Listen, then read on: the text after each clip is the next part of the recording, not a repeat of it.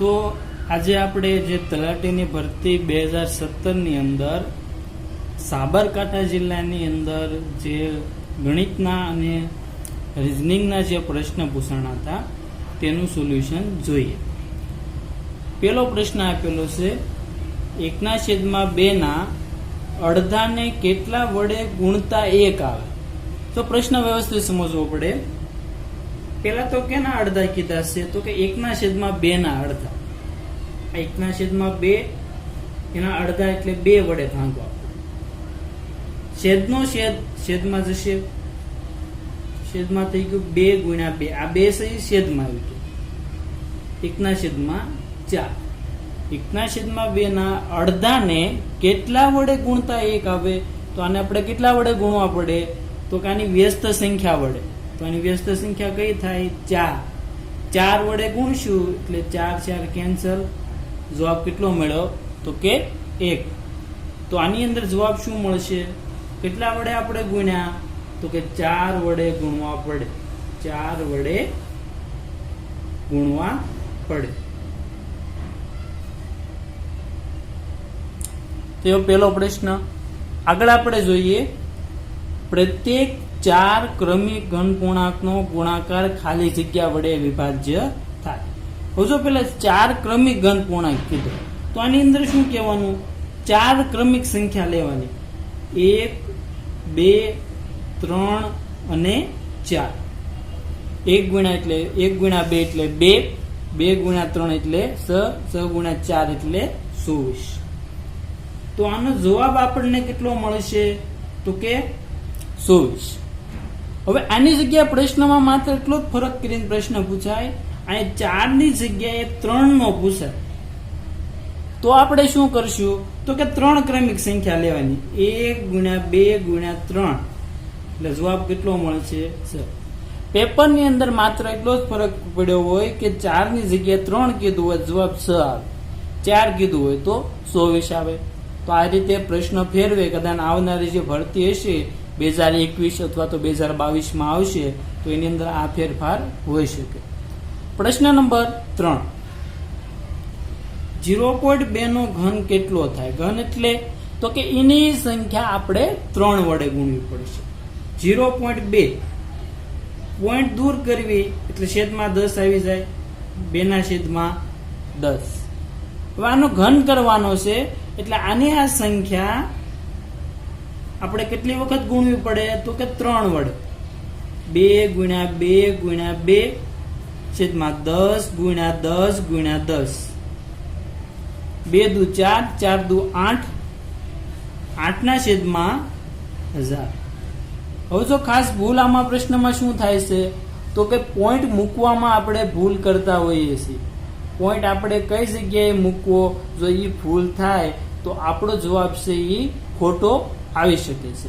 તો આની અંદર આપણે પોઈન્ટ કરીશું તો એક પોઈન્ટ આખા, પછી હજી એક 0, પછી બીજો 0. તો આ રીતે આપણે મૂકશું તો જવાબ આપણને શું મળશે? તો કે 0.008. હજુ બધા MCQ સરખા આપ્યા છે એટલે પેપરની અંદર આ ભૂલ થવાની સંભાવના થોડીક વધારે રહેલી હોય છે. તો તેના કારણે આપણે ખાસ જોવાનું કે આ પોઈન્ટ પછી કેટલા આંકડા હોય છે. 8 તો હતા એટલે 1 0 હોય ગયો, બાકીના 2 0 એટલે 2 0 મૂકી દીધા એટલે 0.008 આપણને જવાબ મળશે. એટલે આનો જવાબ આપણને મળી ગયો 0.008. વર્તુળના કેન્દ્રને વર્તુળના કોઈ પણ બિંદુ સાથે જોડતો રેખાખંડ. હું કીધું પ્રશ્નમાં?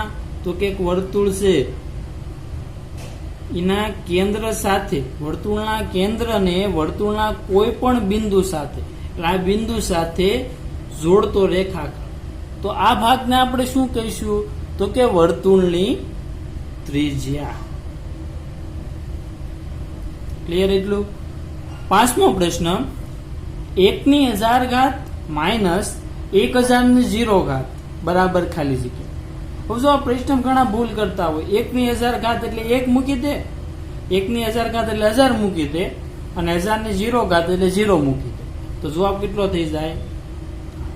પણ હકીકતમાં 1/1000 તો જવાબ 1 જ આવે. કોઈ પણ અહીંયા 5000 ઘાત આપી હોય ને તો જવાબ 1 જ મળશે.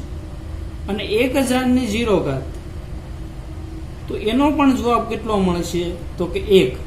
તો કે 1 - 1 એટલે આપણને છેલ્લો જવાબ કેટલો મળશે? તો કે 0. પ્રશ્ન સરળ હોય, બધા MCQ આપણને સરખા લાગે, પણ ખાસ આપણે ગણિતની અંદર એના નિયમો હોય છે તે યાદ રાખશું. આગળના પ્રશ્ન તરફ જઈએ.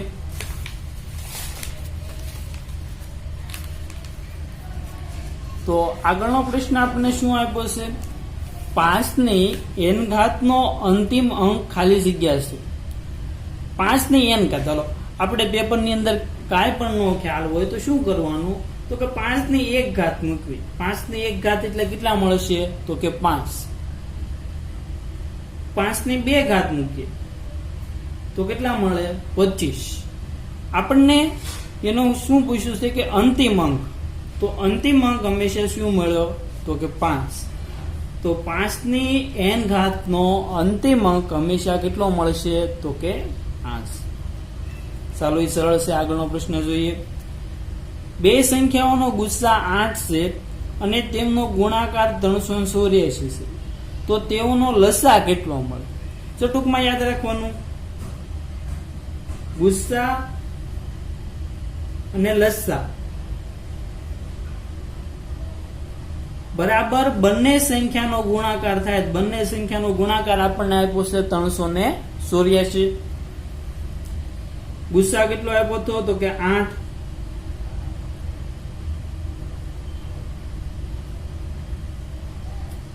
8 ગુણાકારમાં છે બરાબરની બીજી સાઈડ જાય એટલે ભાગાકારમાં વહી જાય, એટલે 384/8 ભાગાકાર કરવાનો. 384/8 8 ચોક 32 છે. સૌથી ઉપરથી 4 ઉતાર્યા, કેટલા વડે ભાગાલ છે? તો કે 88 64. તો આનો ગુસ્સા કેટલો મળ્યો આપણને? તો કે 48. આગળ જોઈએ. 3 ભિન્ન અસમરેખ બિંદુઓમાંથી ખાલી જગ્યા વર્તુળ પસાર થાય. 3 ભિન્ન અસમરેખ, તો આની અંદર જવાબ આવશે 1. હવે જો 3 બિંદુઓ કીધા હોય તો જવાબ 1 આવે. હવે બે બિંદુઓ કીધા હોય તો જવાબ અસંખ્ય. અને એમ પ્રશ્ન પૂછાણો હોય કે એક બિંદુઓમાંથી કેટલા વર્તુળ પસાર થાય, તો એનો જવાબ આવશે અસંખ્ય. ખાસ આમાં જોવાનું, તમને આ બધા આપણે 8 પ્રશ્ન જોયા, તો એ 8 પ્રશ્ન ધોરણ 10 ના છે, ધોરણ 10 ગણિતના. એટલે આપણે કોઈ પણ સ્પર્ધાત્મક પરીક્ષાની તૈયારી કરવી એટલે ટોટલ આપણે 10 સુધીનું ગણિત આવડવું જોઈએ. 50 ગુણમાંથી 51 ગુણ મેળવવાની સંભાવના ખાલી જગ્યા છે. તો આપણને ખ્યાલ છે 50 માંથી 51 ગુણ આવે નહીં, તો જે ઘટના શક્ય ન હોય તો એનો જવાબ આપણને 0 મળે. એની જગ્યાએ કોઈ ચોક્કસ ઘટના પૂછાય તો જવાબ 1 આવે. આ પ્રશ્નમાં જવાબ કેટલો? 0. કારણ કે 50 માર્કના પેપરમાંથી 150 માર્કના પેપરમાંથી 51 ગુણ છે શક્ય નથી. આગળ જોઈએ. એક શ્રેણી આપી છે 64, 125, 216, 343. આગળની સંખ્યા કઈ?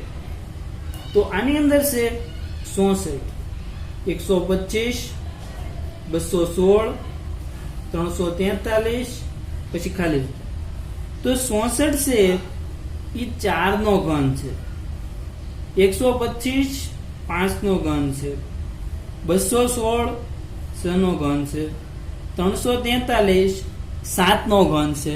તો હવે પછીની સંખ્યા હોય તે 8 નો ઘન મળશે. અને 8 નો ઘન કેટલો મળે? તો આપણને ખ્યાલ છે 8 નો ઘન હોય 512. એટલે આપેલ પ્રશ્નનો જવાબ કેટલો મળશે? 512. આગળની થિયરી જોઈએ. જો પ્લસ બરાબર ગુણાકાર, માઇનસ બરાબર ભાગાકાર, ભાગાકાર બરાબર સરવાળો અને ગુણાકાર બરાબર બાદબાકી હોય તો 20/40 - 4 × 5 + બરાબર ખાલી જગ્યા. સાદુરૂપ આપવાનું છે. 20 પછી ભાગાકારની નિશાની છે તો ભાગાકાર બરાબર આપણે શું લેવાનું તો કે સરવાળો, 40 મૂકી દીધા. બાદબાકીની નિશાની છે તો બાદબાકીની જગ્યાએ આપણે શું મૂકવાનું છે તો કે ભાગાકાર, પછી 4 મૂકી દીધી. પછી ગુણાકારની નિશાની છે તો ગુણાકારની નિશાની જગ્યાએ શું મૂકવાનું છે તો કે બાદબાકી. તો અહીં ગુણાકાર છે તો ગુણાકારની જગ્યાએ બાદબાકી, પછી 5 મૂકી દો. સરવાળો આપ્યો છે તો સરવાળાની જગ્યાએ આપણે ગુણાકાર મૂકવાનો છે. પહેલા તો આપણે આ નિશાનીનો ફેરફાર કરી નાખ્યો. હવે આગળ શું કરવાનું તો કે ભાગુ સભા. કયો નિયમ? ભાગુ સભા. એટલે કે પેલા ભાગાકાર કરવાનો. 40/4 તો બધાને ખ્યાલ છે 40/4 કરીએ તો આપણને જવાબ કેટલો મળશે તો કે 10. પછી આવે ગુણાકાર કરવાનો. ચાલો ગુણાકાર કરીએ. આપણે ભાગાકારની ક્રિયા પૂરી થઈ ગઈ. આ બંનેનો ગુણાકાર કેટલો મળશે 30 ભાગુ સ એટલે સરવાળો. 20 ને 10 30, -30 એમને છેલ્લે જવાબ કેટલો મળશે 0. ટૂંકમાં પહેલા જે નિશાનીનો ફેરફાર કીધો હોય તે કરવાનો, ત્યારબાદ ભાગુ સભા એટલે કે ભાગાકાર, ગુણાકાર, સરવાળો અને બાદબાકી આ નિયમ પ્રમાણે સાદુરૂપ આપવાનું. 18/5 ને દશાંશ ચિહ્ન પછી ખાલી જગ્યા અંકો હશે તો અહીંયા જો 5/3 છે એટલે જવાબમાં 3 મળશે. અહીંયા તમને 5/5 આપ્યું હોય તો જવાબ 5 મળે. છેદમાં 2/5 અને 5/3 આવું છેદમાં આપ્યું હોય તો જવાબ આવે 5. ટૂંકમાં છેદમાં જે વધારે ઘાત હોય તે જવાબ. અહીં 3 છે એટલે 3 જવાબ. આગળનું જોઈએ. રાહીનું સ્થાન વર્ગમાં ઉપરથી 16મું અને નીચેથી 24મું છે તો વર્ગમાં કુલ કેટલા વિદ્યાર્થી હશે? આનું ઉદાહરણ હું તમને એક સિમ્પલ પહેલા એક સાદું ઉદાહરણ દ્વારા સમજાવું. આપણે એક ઊભી પટ્ટી કીધી છે. ચાલો એમાં 5 વિદ્યાર્થી છે. 1 2 3 4 અને 5. હવે આપણે આ સ્થાન લીધું.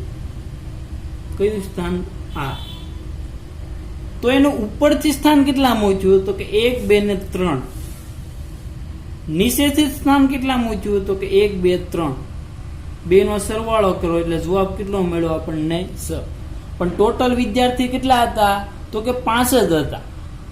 તો આના પરથી આપણે એક સૂત્ર તારી શકીએ કે ઉપરનું સ્થાન અને નીચેનું સ્થાન 2 નો સરવાળો -1 એટલે જવાબ કેટલો મળશે 5. એટલે આપણે 5 વિદ્યાર્થી મળી ગયા. તો આમાં આપણે એમ કરશું, સૂત્ર મુજબ કરીએ તો ઉપરનું સ્થાન કેટલામું છે તો કે 16મું, નીચેનું સ્થાન 24મું -1. ટૂંકમાં તમારે સૂત્ર યાદ રાખવાનું, આ બંનેના સરવાળામાંથી એક બાદ કરવાનો. સરવાળો કરવી તો 6 ને 4 10, 2 ને 1 3, 3 ને 1 4, 40 - 1 એટલે વર્ગમાં કુલ કેટલા વિદ્યાર્થી છે તો કે 39 વિદ્યાર્થી હશે. એના પછી 4 ભિન્ન અસમરેખ બિંદુઓ વડે વધુમાં વધુ કેટલી ભિન્ન રેખાઓ નિશ્ચિત થાય? આપણે આની અંદર જવાબ આવશે. કઈ રીતે સમજેલી? 4 બિંદુ કીધા, 1 2 3 અને 4. આમાંથી ટોટલ કેટલી રેખા પસાર થાય તો કે 1 2 3 4 5 અને 6. હવે જો 4 ભિન્ન અસમરેખ કીધું છે, આ જવાબ આપણો તો પેલા રાઈટ છે, ખાલી આપણે વધારાની રીત શીખી. સમરેખ બિંદુઓ કહી દીધા હોત તો એ 4 લાઈનમાં હોત. ચારે ચાર એક જ લાઈનમાં હોત, જવાબ કેટલો આવે? તો કે 1. એટલે જો માત્ર અહીંયા અસમરેખ છે એટલે સજવાબ, એની જગ્યાએ સમરેખ આપ્યું હોત તો જવાબ કેટલો થઈ જાત? 1. આના ઉપરથી આપણે એમ કહીએ કે 4 ની જગ્યાએ 3 પૂછાય તો 3 બિંદુઓમાંથી કેટલી મળે? તો કે 3 રેખા મળે. અને સૌથી વધારે આપણે જોયું તો કે 1 બિંદુઓમાંથી કેટલી મળે? તો 1 બિંદુઓમાંથી આપણે જોઈશું તો કે અસંખ્ય રેખાઓ મળશે. કેટલી? અસંખ્ય. એકવાર આ પ્રશ્ન પૂછાણો એટલે આની જેવો બીજો પ્રશ્ન પૂછાય, બેઠો પ્રશ્ન પૂછાય નહીં. તો આજે આપણે જે તલાટીની એક્ઝામ સાબરકાંઠા જિલ્લા માટે લેવાની તેના ગણિત અને રીઝનિંગના પ્રશ્ન જોયા. આ જે 14 અથવા તો 15 પ્રશ્ન જે પૂછાણા એ ધોરણ 10 ના પુસ્તકના હતા. એટલે કોઈ પણ સ્પર્ધાત્મક પરીક્ષા માટે ગણિત છે એ 1 થી 10 ધોરણ સુધીનું જ પૂછાય છે. એટલે દરેક વિદ્યાર્થી અથવા તો દરેક જે વિદ્યાર્થી મિત્રો જે તૈયારી કરે છે તેને માત્ર ધોરણ 10 સુધીનું ગણિત તૈયાર કરવાનું રહેશે. હવે મળીશું આપણે આગળની કોઈ એક્ઝામના ગણિત અને રીઝનિંગના પ્રશ્નની અંદર.